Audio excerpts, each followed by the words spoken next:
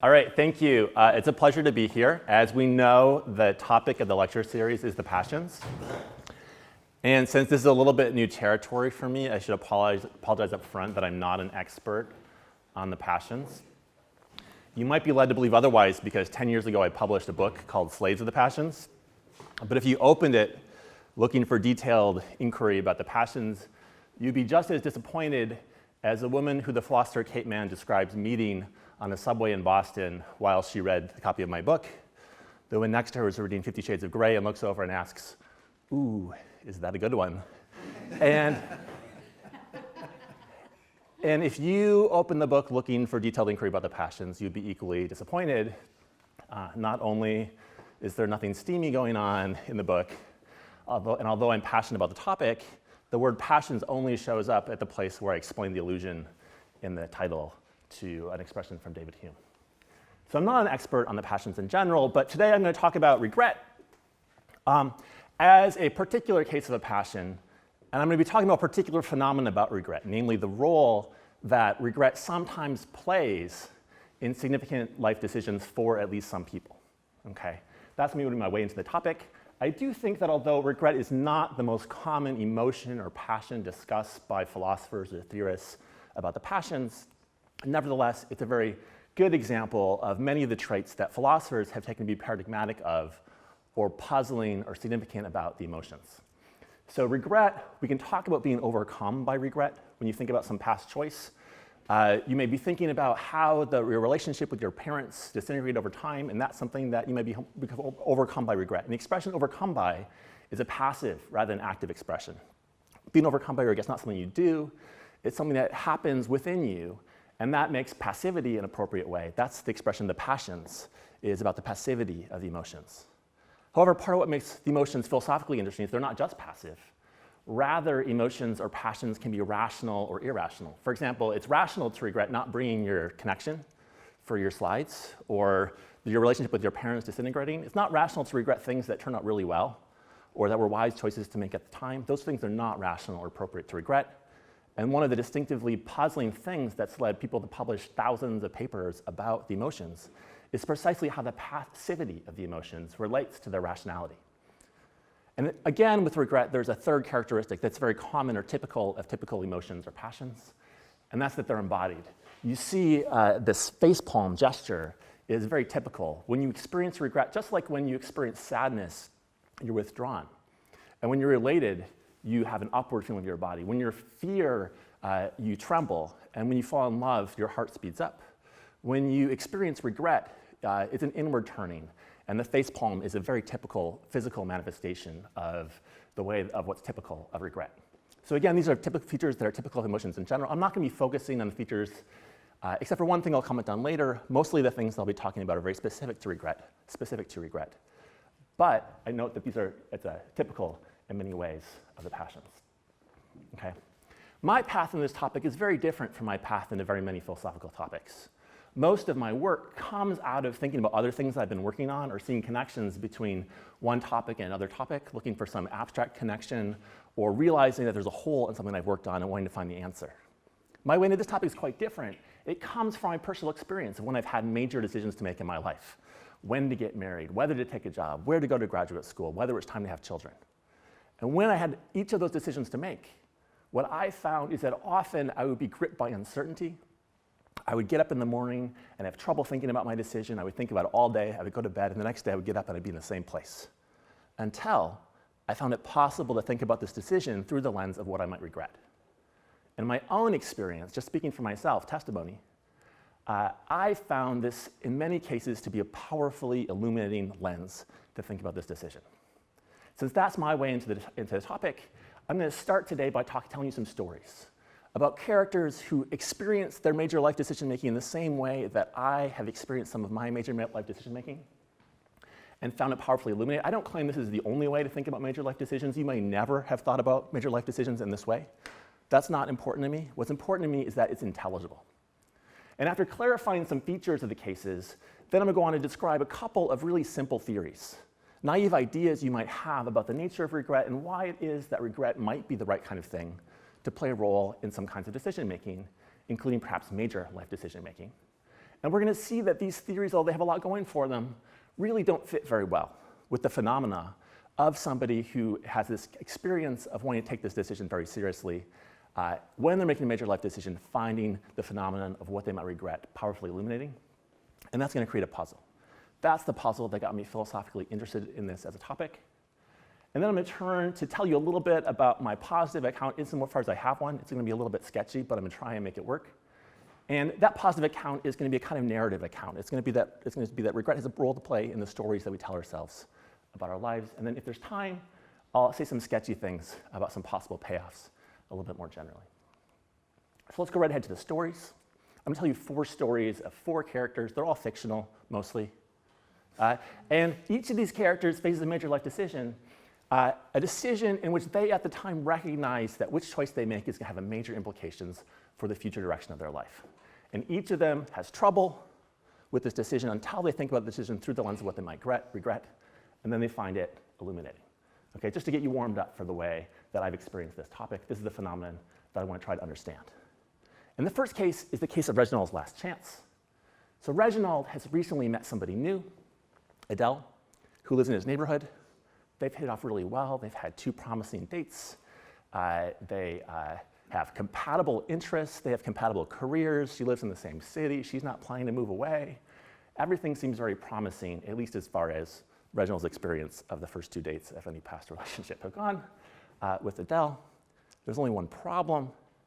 Reginald gets a text from Clara, with whom he's always had a kind of chemistry. When Reginald and Clara were in college, she asked him out, and that didn't work out because he had a hometown girlfriend. Then he and his hometown girlfriend broke up, and he checked out Clara. Nope, she was seeing somebody else. And it's been like that for 15 years.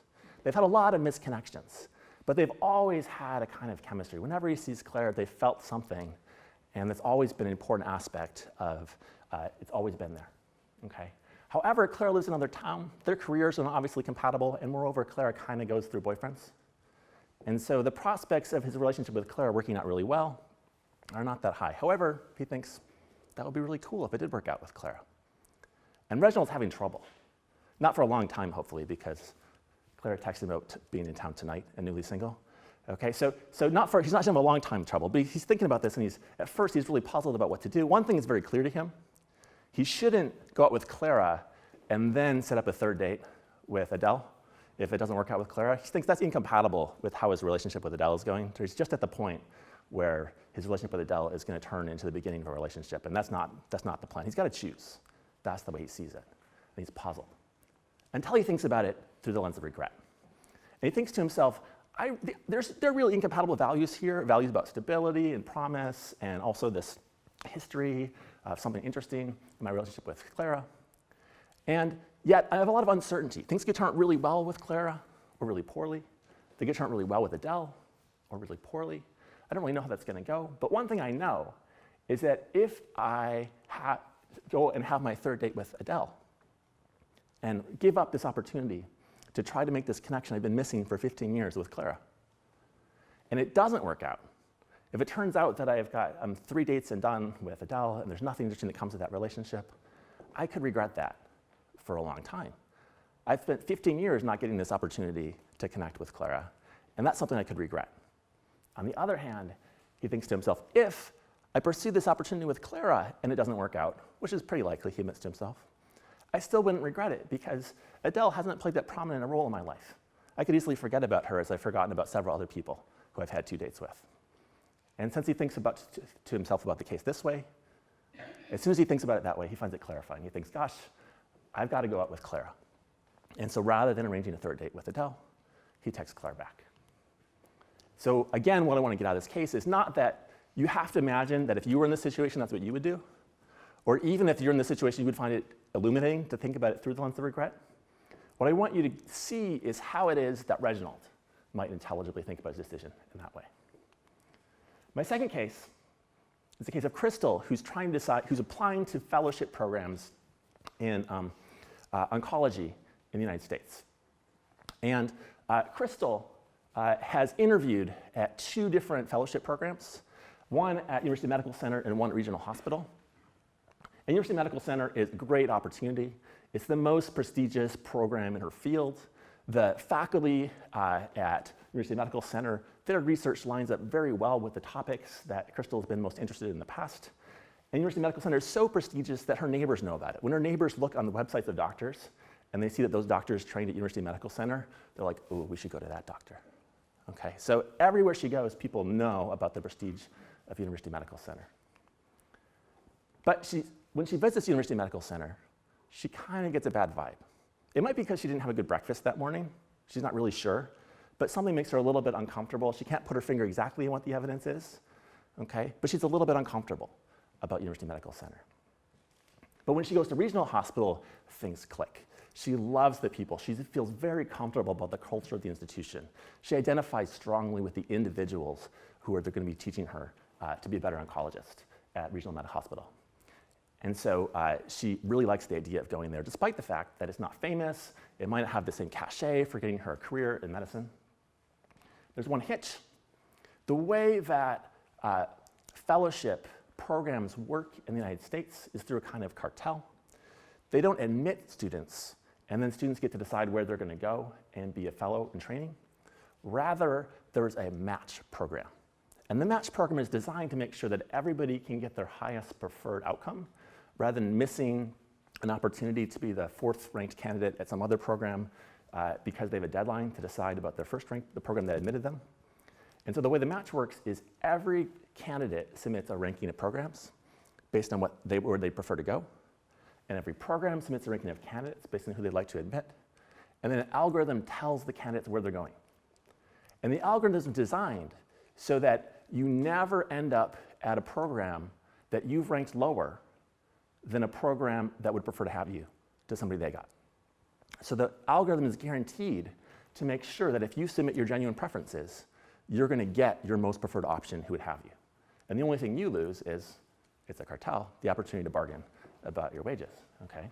So Crystal is trying to make her choice. She's not making a choice about where to go. She hasn't been admitted. She's trying to make a choice about which program to rank first, okay? And she thinks to herself, this is really hard.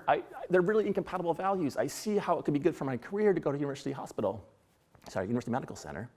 I also feel really good about my quality of life at Regional Hospital. That seems very good to me, but how do I decide between those two things? It's unclear to her.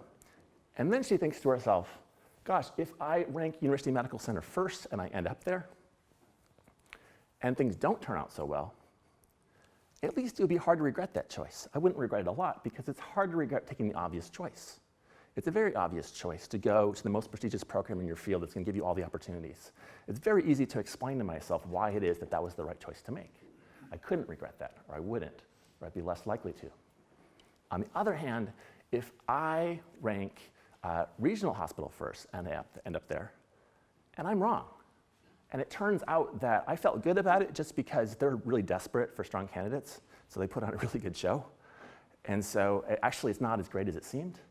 If it turns out that it's on the low end of my expectations of how it could turn out, I'd regret it a lot. All my neighbors would keep asking me, well, why didn't you go to University Medical Center? Or patients would not go to me because they think, well, you couldn't have gotten into University Medical Center, so you must not be that good of an oncologist. I'm always going to be reminded throughout my life of what could have happened if I'd gone to University Medical Center. And then she thinks to herself, aha, it's in my power to eliminate that source of regret. If I rank University Medical Center first, but don't get in, because they don't want me, and I instead get into Regional Hospital, then I can't regret not ranking University Medical Center first because I did it. I gave it my shot to go to the higher ranked program. And so here's what she decides to do. She decides to rank the programs in the inverse order of what she intrinsically prefers. She'd rather be at Regional Hospital than at University Medical Center. But she ranks it second because what she hopes is that she will not get into her top-ranked program and thereby learn that she couldn't have gotten into it, which she couldn't learn otherwise, okay? And that's a surprising choice. It's a kind of choice that the designers of the match system, the algorithm, assume nobody makes. They assume that everybody ranks their genuine preferences because that's why the algorithm is going to guarantee you get your genuine preferences. But here's the reason why you might care about this counterfactual knowledge. Crystal cares about the counterfactual knowledge because the role it plays in her possible regrets. All right, so here's the third case. Dwight has to make a decision about whether to accept a buyout of his company. Dwights worked for a long time building an app with a number of teammates who are his friends, and they've been extremely successful. Their app competes successfully with competitors from Apple, Google, Microsoft, and other major competitors. And they've done that despite the fact that their technology is intrinsically worse than their competitors. Their technology is worse because their competitors own and abuse overbroad patents that prevent them from using the easiest way of designing their software.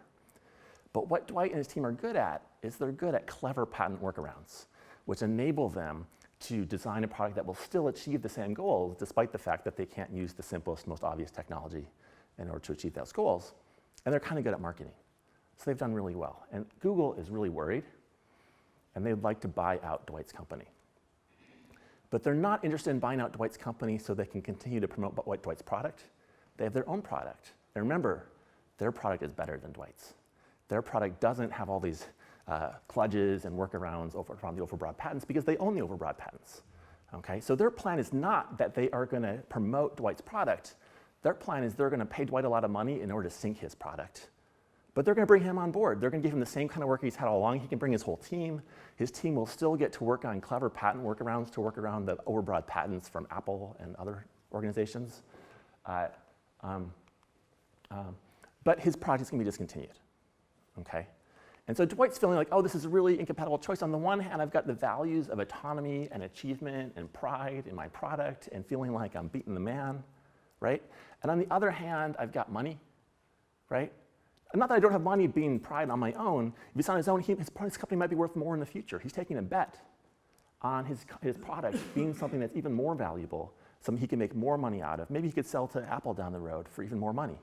So it's not that there's no money on that opportunity, but it's a very different choice between having the sure bet of millions. And Dwight's having trouble with this. He feels like he'd kind of be a sellout if he took the money and gave up on his company. On the other hand, it's a lot of money. And he's not sure how to think about it, especially since it affects his team as well. It's money for them. And finally, he thinks, here's a way of thinking about this problem which makes it easier for me. I know that there's a lot of ways things could turn out on both cases. Things could turn out well if I stayed by myself. I could make even more money. I could feel really good. I could feel like I've achieved something. I could feel like I didn't bow to corporate pressure. But things could also turn out poorly.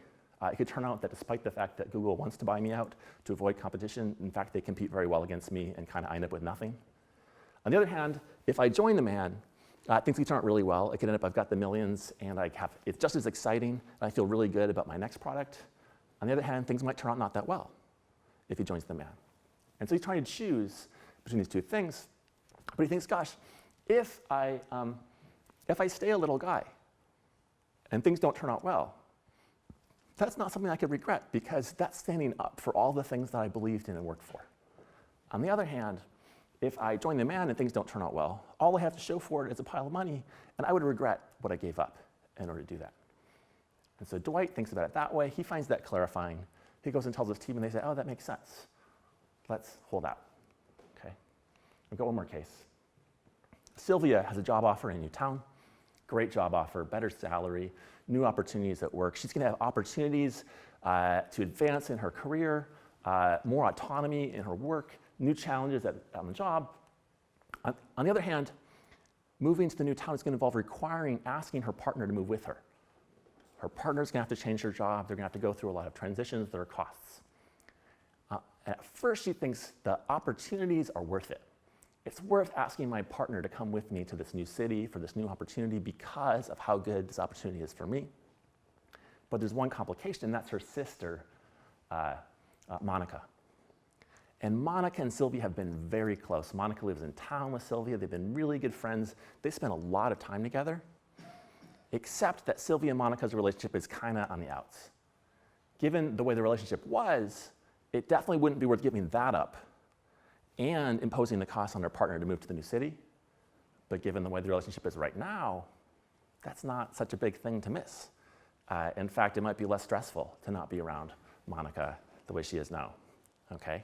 So Sylvia's having trouble with this. She's feeling like, gosh, if I hadn't had this falling out with Monica in the last 6 months, definitely I would not go. On the other hand, I've had this falling out with Monica, maybe I should go. And then she thinks to herself, what if I go and things don't turn out well? If I go and things don't turn out well, I'm going to regret having made that decision in a way that was influenced by giving up on my relationship with Monica. And moreover, well, I regret, not only will I regret that, my partner is going to make me regret, because if things don't turn out well for me in my job or for my partner in her career, she's going to give me a hard time. She's never going to let me forgive me for the fact that I went to this new thing, not just because of the opportunities for me were worth the cost on her, but rather because I'd given up on my relationship with my sister. And she thinks that's something I could really regret, so she decides to stay. In each of these cases, I claim there's something intelligible, something different that's intelligible about somebody who's having trouble making a decision and reaches for considerations about what they might regret. Okay? All of these cases are cases in which a major life decision is at stake. These are not cases in which somebody's trying to make a decision about what kind of hand soap to buy or what shape of noodles to have on their pasta. They're all major, big, fork-in-the-road kinds of decisions, okay? They're all cases where somebody knows at the time that this is something that will affect the future course of their life. Moving to a new city, giving up on a company that you spent years developing, which relationship you end up developing.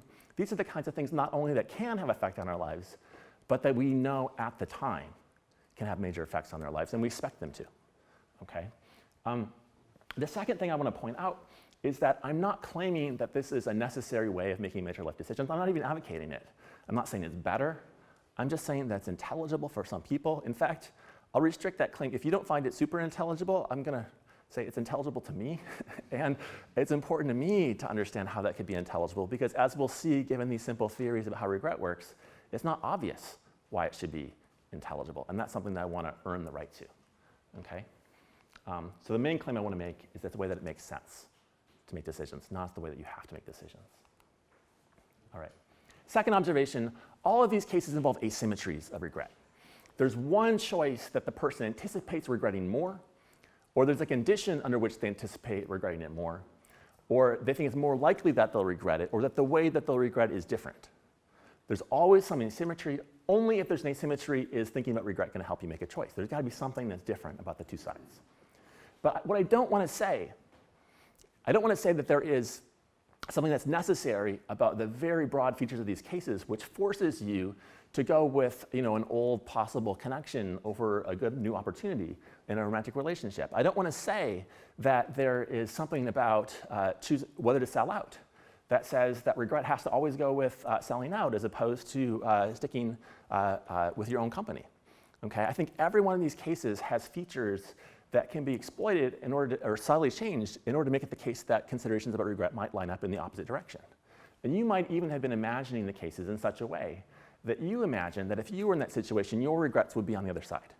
So I just want to illustrate that by going through two of the cases, Crystal's and Reginalds, in order to show how that works. Crystal, as I imagine her, imagines that she will regret not going to University Medical Center, but she wouldn't regret not going to regional hospital. Okay? So Crystal's regrets line up in that way, in part because she knows that University Medical Center is so salient or prominent, and she's going to be reminded of all the time. It's something that is definitely going to be, other people will wonder, why didn't you go to University Medical Center? Didn't you have the opportunity to go to University Medical Center? She knows that she'll be reminded of it. But Crystal might have some features in her history that I didn't tell you about. Crystal might be somebody who has second-guessed herself in terrible ways throughout her life. And if Crystal has that kind of history of somebody who second-guesses herself, then you might think, actually, her potential for regret is going to go the other way around. Actually, if she goes to regional hospital and that doesn't work out, then that is going to be for her a manifestation of her second-guessing herself. It's going to be one more case where she's ended up with a worse outcome because she wasn't willing to go with her gut. Okay?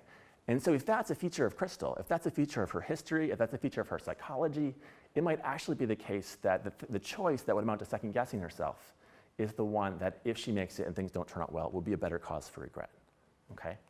Similarly, I can imagine in Reginald's case.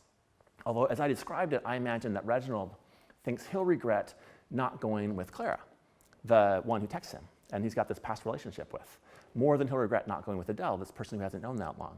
Okay? But I can change the story. Instead of Adele just being somebody who lives in his neighborhood, who he's met recently, it might be that although he has no history with Adele, in fact, he has lots of reasons to believe that Adele will be around in the future. Maybe Adele is in the same field as him. Maybe she works for the same company. Maybe she's part of a broader friend group and he's going to see her a lot. It could be that there are lots of ways in which Reginald is more likely to be reminded of Adele and what he gave up on if things don't work out with Clara than there are ways in which he'll be reminded of Clara if he goes with Adele and things don't work out. So again, I think we can change the features of the case in order to get the regret to go in the opposite direction. The point I want to make about the features of the case that lend themselves to these asymmetries of regret is that they depend on a lot of interesting things. They depend on things like patterns of attention, what it is that's salient to the characters as they look back on their life decisions, whether they have a partner who reminds them about, you made me make this choice because you're upset about your sister, and look, it didn't turn out well. Or they have neighbors who remind them of the prominence of University Medical Center. Okay? That's about attention and salience, prominence of different considerations. They also care about matter things like counterfactual knowledge. What you know wasn't possible versus what you think could have been possible makes a difference in what's possible to regret. And so the differences in regret come from a much wider variety of sources than a naive picture you might have, on which what you regret is just a matter of what you're disappointed in because things didn't turn out as well as they could have done. Okay, I think that's important. Third observation about the cases, every one of these cases is, I think, a case in which the agents who are making these choices experience these as transforming their perspective. So they start off being puzzled about what to do, and they think about their choice through the lens of regret, and they find that immensely illuminating. It's not just like they are weighing the scales, and they've got a lot of considerations on one side and a lot of considerations on the other side, and it feels kind of tied, and then like add a little bit to one side, oh, that tips it this way. No, actually, each of these characters finds it like difficult to reconcile themselves with their choice until they can think about it in this way. That's part of the thing I want to render intelligible in trying to understand how regret could play that role. All right, so I've given you the stories. I've tried to clarify what are the observations that I think are important about these cases as I see them that make it puzzling to me, but I haven't told you why this makes it puzzling. Okay, so I want to go through two different naive theories you might have about the role of regret and how it is that regret might play a role in decision making, in order to show how little these theories have to say about the distinctive features of these cases. Okay? And the first is the idea that regret has a kind of heuristic value in decision making. And the second is what's called regret theory, which has been developed by some economists and decision theorists. Okay? And each of these, I think, is going to be attractive. It's going to have something going for it, something right about it, but it's going to leave something missing about making sense of these cases. So the idea that regret is a kind of heuristic, I know this is a heuristic because this is the English system and it overlies the proper metric. So the idea that regret is a heuristic is built on top of a very general idea about the rationality of the passions. And that's the idea, as I alluded up front, that passions can be rational or irrational, they can be appropriate or inappropriate, and that appropriateness or inappropriateness is going to be built on top of some conditions that are central to the nature of that emotion. So for example, many people believe that it's rational to fear things insofar as it's rational to believe that they're dangerous. And that's because fear is something that appropriately tracks danger. So if you believe, or it's appropriate to believe that something's dangerous, that's the kind of condition under which it's going to be appropriate to fear it. And otherwise not. It's not rational to fear things like the height of a second-story building, which I do because I'm acrophobic. That's not rational fear. It's not actually dangerous to be behind a railing that's this tall. Nevertheless, that's something that I fear. And we think that fear is something, because it's connected to danger in this way, that's something that makes it not rational when you believe. When it's rational to believe that it's not dangerous. Okay? And I do believe it's not dangerous, but I fear it anyway. That's what makes acrophobia irrational fear. So how would you apply this idea to the case of regret? The most natural idea, and I think this is very compelling, is that regret is concerned with hindsight. So when you regret something, that's because you look back on it and you know something now that leads you to think, shouldn't have done that. When you know you shouldn't have done it, that's when it's appropriate to regret what you did. So just like it's appropriate or rational to fear what it's rational to believe is dangerous, On this idea, it's rational to regret what it's rational to believe you should not have done, okay? Suppose we take that idea on board.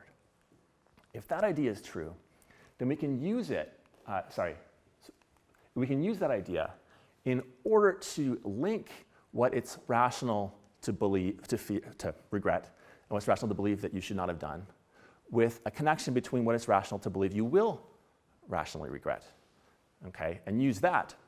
So once we know there's this connection between what's rational to regret and what's rational to believe you should not have done, we can now see that if it's rational to believe that you will rationally regret something, it's going to be rational to believe that it will be rational of you to believe that you should not have done it. And now we can appeal to an important principle from philosophy, a principle from epistemology, known as the principle of reflection. And the principle of reflection is a principle that tells us how it is that your beliefs now should be related to your beliefs about what you will believe in the future. Officially speaking, the principle of reflection is a principle about degrees of confidence. It says that how confident you are in something should be somewhere in the range of how confident you expect to be in the future when you're better informed, okay? So if in the future you know that your confidence is going to be in some range, that you're going to be very confident in something, then after you learn something, then now you should already be that confident. Knowing that you'll be that confident in the future when you're rational is a way of having the information you have in the future. It's a special case you might think of a kind of testimony. The best kind of testimony you could have is from somebody who knows not just something different from you, but who knows all the same things as you do plus more. That's like the best case for testimony, is to get testimony from somebody who knows everything you do plus more, and that's somebody in the future. So that's an intuitive thought about the principle of reflection.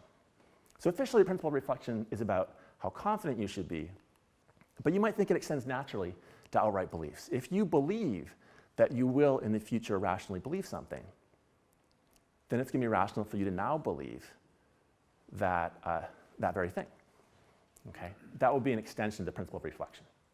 And if we have that extension of the principle of reflection on board, we can put it together with the connection between rational regret and rational beliefs about what you ought not to have done in order to drive the conclusion that if you rationally believe that in the future you will rationally regret something, you should thereby believe that in the future you will rationally believe that you ought not to have done it, which should make it rational for you to believe now that you ought not to do it. And if it's rational to believe that you ought not to do it, that should kind of settle it for you. That should be a way of making your choice. That's the thought. Okay? And this is a kind of heuristic because it doesn't tell you why you shouldn't do it. It's just that the argument doesn't tell you why that you're going to find out in this way. This argument only tells you that your beliefs about what you will rationally regret are going to line up with what your beliefs about what you shouldn't do should be. Okay? Now, notice that this argument restricts it to what you believe you will rationally regret. Not all beliefs about what you will regret are things that this argument is going to apply to. I think that's fine. If you imagine all my cases, they're all cases where somebody imagines that they'll rationally regret this thing in the past. If you told them, oh yeah, you will regret it, but it's only because you'll be irrational, that doesn't make me think, oh yeah, I have to take account of that. It makes me think, okay, I should get over it. I should get over that kind of irrationality in the future, rather than letting myself now be overcome by this irrationality I'll have in the future. So I think it's okay, it's an okay feature of this account that it's restricted to the case of expectations of rational regret. And I think that there's something that is really nice about this account. One thing it does really well at that the other theory I'll talk about does very poorly at is it makes sense of the transformative character of these decisions. Regret on this picture is not just like one more thing to be weighed along with things like the opportunity for getting a big buyout of my company in the future, or the autonomy of working for myself and not for Google, and things like that. Rather, regret washes out those other things because I'm not weighing it along with the other. I'm using it as a way of checking to make sure how the whole decision is supposed to fit together. Okay? So I like that about this account. On the other hand, there are a lot of things I don't like about the account. And I'm going to go from the least important objections to the most important. One is that it doesn't really explain why it is that this heuristic helps. It doesn't really explain why it explains why our beliefs about what we will rationally regret and our beliefs about what we ought not to do are going to be correlated. But it doesn't really explain why it is that it'll help us to get to our beliefs about what we ought not to do from our beliefs about what we will rationally regret. For all this theory says, maybe the only way we know what we'll regret in the future is because we know what we shouldn't do. And sometimes I think that's clearly the case. Sometimes we shouldn't do something and we're tempted to do it anyway. And that's how we know we're going to regret it. Okay? So in order to work as a heuristic, we have to have some reason for thinking that the epistemology, the direction of learning, could go in the other direction. And I don't yet know what that is. It also relies on this principle of reflection. And the principle of reflection fails under a number of conditions. It fails if you expect to be irrational in the meantime or to forget something between now and the future. And we're bound to forget all kinds of things about our choices between now and the future. So we know that these are not the kind of conditions under which the principle of reflection ordinarily applies. I also think that this extension, I said, remember, the principle of reflection is primarily a principle of how confident you are to be. I actually think that the particular extension of the principle of reflection that this account relies on is not a true extension. I think that it's irrational to believe what you know you won't believe in the future when you're better informed. But I don't think that you have to believe what you will believe in the future when you're better informed. I just don't think that's true.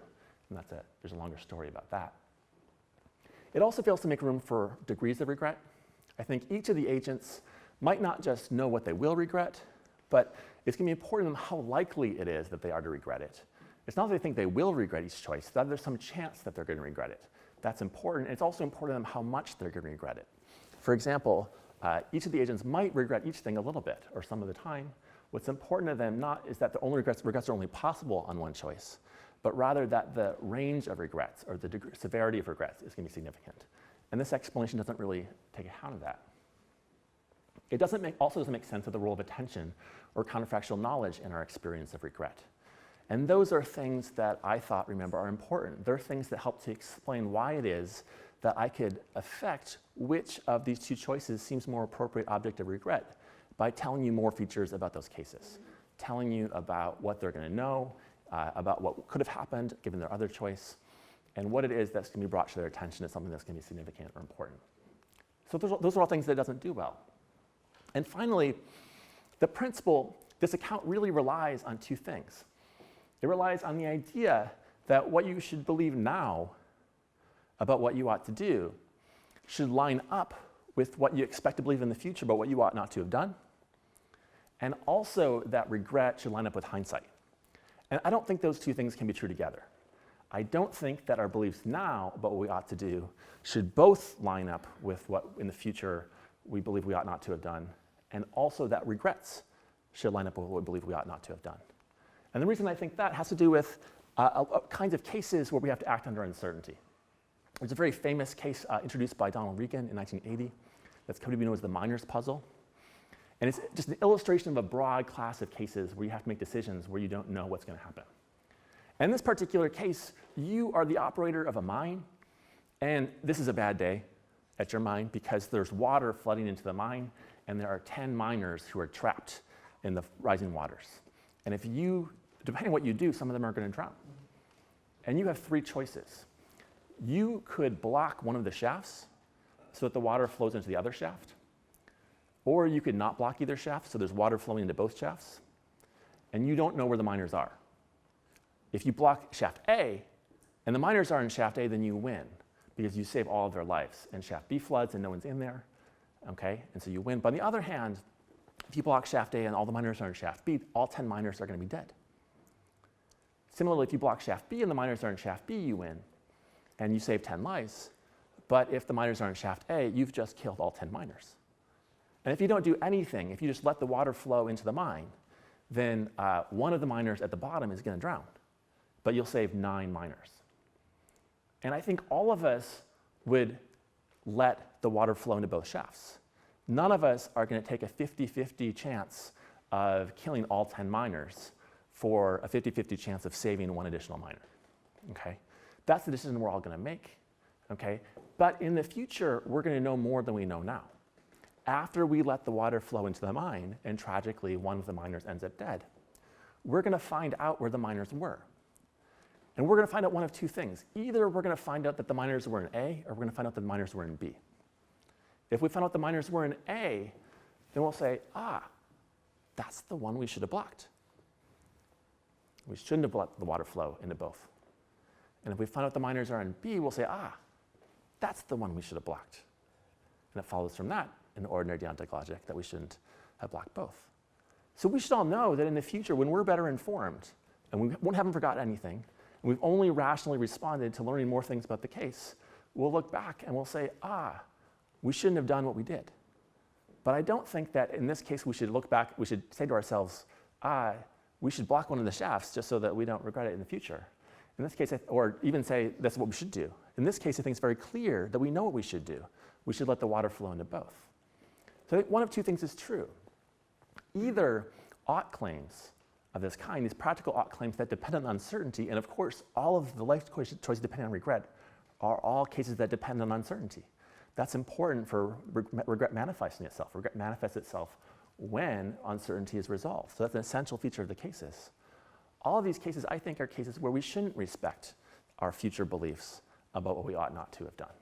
Okay? So I don't think that the assumptions that this theory needs are even right, even though it's initially appealing. One of these two things is wrong. Either regret shouldn't line up with hindsight, or else our future beliefs, our beliefs of what we ought to, shouldn't match up with our hindsight, our expected hindsight. Okay? All right. So I don't think that this theory of regret as a heuristic, helps us understand the distinctive phenomenon of the role of regret in decision making that I've been interested in. So here's an alternative. Economists have discussed how it is that regret might play a role in decision theory. It's called regret theory. The basics of regret theory is that we imagine that lots of things can happen as a result of making a choice. You can make money, you can end up with a relationship, you can end up having your company fail, all these things can happen, but in addition, you can feel better or worse as a result of what happens. You'll feel better if things don't turn out better than you expect, and you'll feel worse if things turn out worse than you expect. So the idea of regret theory is that that's one of the things you could care about. You could care about that feeling you have of elation when things turn out better than you expect, or of disappointment when things turn out worse than you expect. And so the idea is that your total utility, everything you care about, includes everything else you care about, plus some function of the difference between how you expect things to turn out and how you observe that things turn out. That's the key idea of regret theory. And it's no wonder if one of the things that rational decision makers care about is how much they'll be disappointed or surprised, that regret, which is a kind of disappointment, is one of the things that will matter in decision making. And there's some features of this view. The one feature that's good is that actually it does seem like being disappointed is bad. We wouldn't want it to be the case that we had a theory of rational decision that didn't allow the badness of being disappointed to be one of the things that could matter for decisions. So that seems like a good thing. And moreover, regret theory is motivated because it makes it mathematically possible. I'm not saying it's a good explanation of this, but at least makes it mathematically possible in order to explain a number of puzzling features about rational choice. I'm going to give a really simple case. This is not really one of the kinds of cases that you need this kind of theory to explain. But it's a really simple case where somebody makes a choice. So Aditya has a choice between a sure $1 million and a 90% chance at 10 million. This is kind of like Dwight's choice. Okay, so Aditya has this choice. Either he's going to get $1 million, or he's going to have a 90% chance at 10 million. And each additional million is worth less than the first million. The first million is going to do a lot for him. The second million is not going to benefit him as much as the first million. But definitely the next 9 million is going to benefit him more than the first million. Okay? And he's got a 90% chance of getting it. And so you might think that what he ought to do, given the fact that he cares just as much about the second 90 million as he does about the first million, and it's a 90% chance of getting it, that's a risk that's worth taking. Okay? That's the kind of risk that if you're a gambling person, this is what you've got to go for. It makes a lot of sense to go for this. But many people take safe bets in this kind of case. They'd rather end up with the million. And regret theory offers them a chance to try to explain that. It tells us that one of the things that Aditya might care about is not the money, but in addition, the fact that he'll regret not having gotten that million, right? If he takes the 90% chance at 10 million and he has nothing, not only does he have nothing, but he has to live with the fact that he could have had $1 million, right? He's got to live with the fact that his wife knows that he could have had the $1 million, right? So there's all kinds of things that make it possible for him to regret not having had that. And regret theorists say, oh, that can explain why people would make this choice, in addition to the fact that they've got some great aversion to risk, okay? And there are more complicated cases that it can be used to explain as well. But I think this theory still has some bugs. One thing that's really important is that regret theory requires really implausible assumptions about how much we care about regret. In this case, in the case of Aditya's case, he has to care so much about regret that even though there's only a 10% chance of experiencing this regret, that's got to matter more to him. It's got to be a bigger cost than the benefit of the $9 million that he could get. Okay? You got to care a lot about regret. If the kind of regret you experience is so much worse than getting $9 million. Okay? So I really think that although regret theory makes it mathematically impossible to explain many of these things, it's not the right explanation of many of them. The degree to which somebody has to care about regret is totally implausible in proportion to how much we care about other things. Another bug of this theory is that regret theory really oversimplifies the possible sources of regret. It focuses on differences between expectation and outcome, but as we saw, one of the things that matters for regret is attention and how we pay attention to things and what we know counterfactually about what could have happened. I think we're really missing some of the subtle, important features of what's going on with regret. A third bug is that regret theory does not make a sense of the perspective of how it could be clarifying or simplifying. Rather, according to regret theory, it's just one more thing that we add in the table. Okay, it might be something we happen to care a lot about, which I think is implausible. We could all care about so much about these things. But it definitely doesn't make sense of how it's so clarifying. A fourth bug, regret theory applies equally well to all decisions with no special rule for significant life decisions. There's nothing that tells us that we're going to regret more significant life decisions than small ones. Rather, regret theory just applies across the board to decisions. So there's nothing distinctive about these major life decisions. So it seems like the wrong tool for what I want to explain.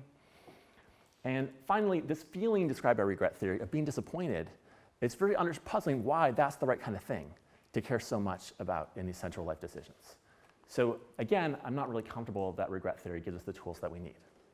So what I do now is I'm going to turn to the thing that I am inclined to think is the right kind of thing to explain what we need, and that turns on the narrative role, the role of our decisions, the stories that we tell ourselves about what choices we've made.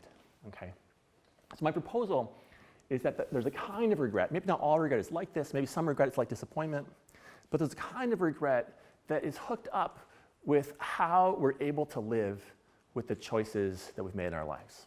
It's a kind of regret that when we experience that regret, that's an obstacle to identifying ourselves as the authors of our lives in a way that we can embrace or identify with. Okay?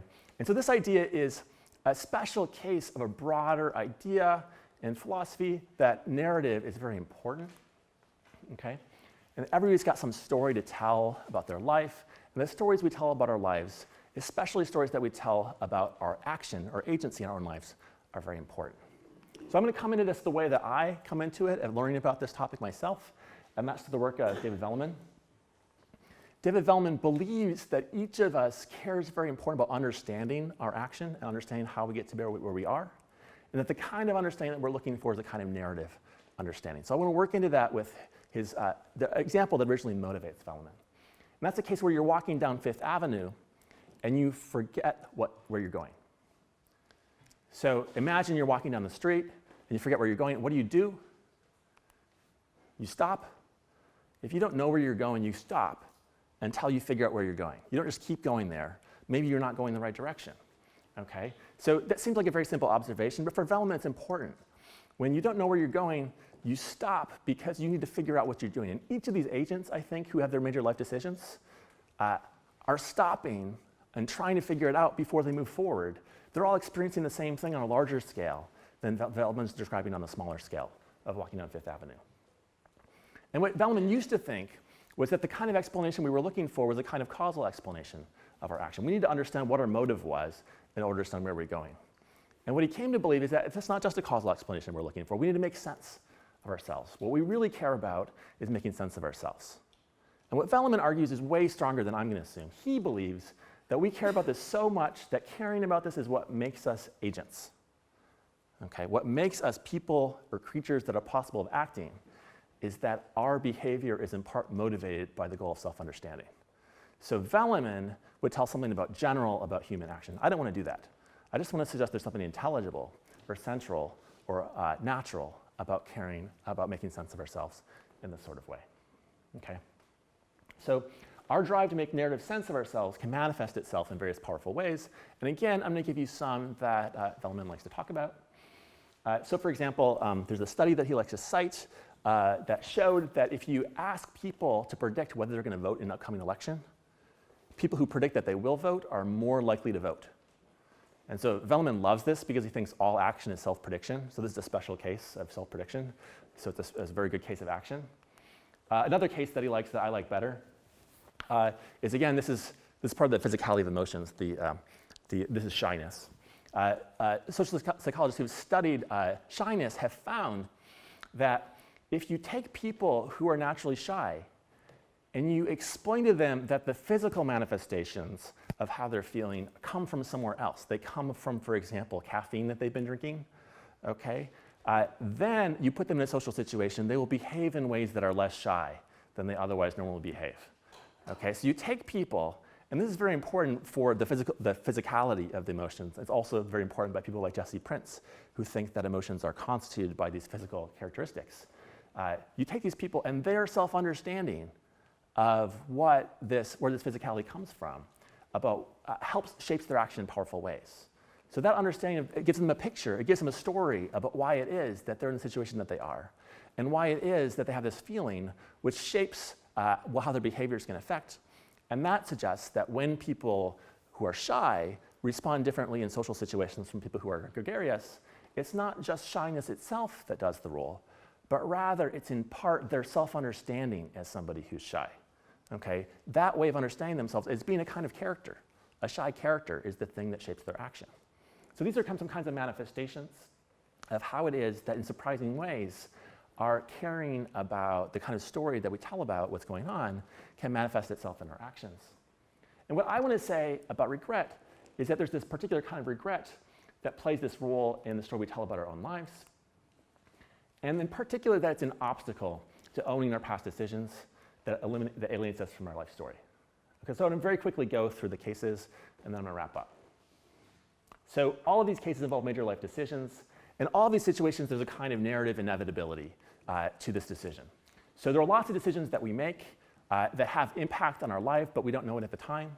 So for example, you might choose to go up one street rather than another, and that affects whether you're in an accident. Looking backward, that was important, but you couldn't have known it at the time. And a lot of things come and go in the stories we tell ourselves about our lives. It might be that for a long time you tell yourself it's really important what your undergraduate minor was, and that was important, that was very significant to you as an undergraduate, and you never think about it anymore. It's not a prominent feature of your life. And there are sometimes things that have no prominence early, like the person you sat behind in junior high English, that become very prominent later on when you meet that person in your 50s after you're both divorced and you reconnect. Okay? So sometimes there are things that don't seem important at the time that become important later, or that seem important at the time but are not important later. But then there are these cases where there's an elephant in the room because we know in advance that they're going to be really important at the time. And that's why I believe that in major life decision making, we can't avoid coming face to face with the fact that these are decisions that are going to be part of the story that we'll have to tell ourselves about our lives forever. They're not ones that are going to easily recede into the background. So in Reginald's case, Claire has this later significance in his life because he has this history. The history he has with Claire makes it harder for her to recede in the background of stories he tells himself of what's going on, which makes it more likely that he'll regret this relationship, whereas with Adele, she has no prominence in his past story. It'll be very easy for Adele to drop out of that story. Okay?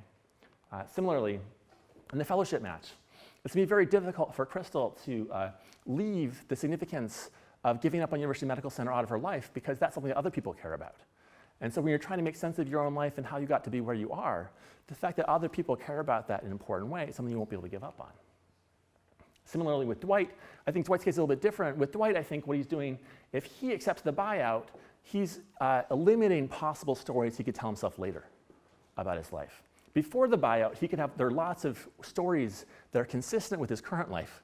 That might not be the stories he's telling himself right now about why he's doing what he's doing, but that are stories he could tell himself later about why he's doing what he's doing.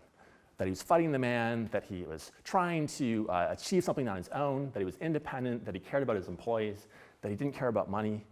But if he accepts the buyout, there are many fewer stories he can tell about his life. The story he's going to have to tell about his life, the one he's going to have to live with, is that it's motivated by or arranged by caring more about money, or at least about safety of having a large amount of money.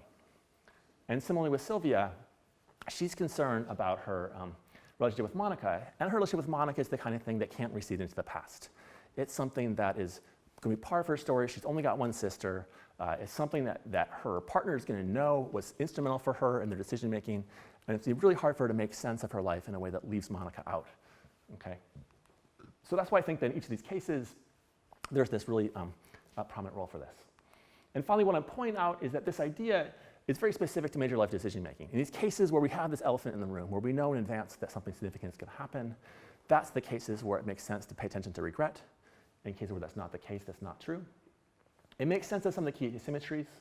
It makes sense of the significance of attention, because attention is one of the things that draws ourselves to things and makes them candidates for things that will play a role in the story we tell ourselves about our lives.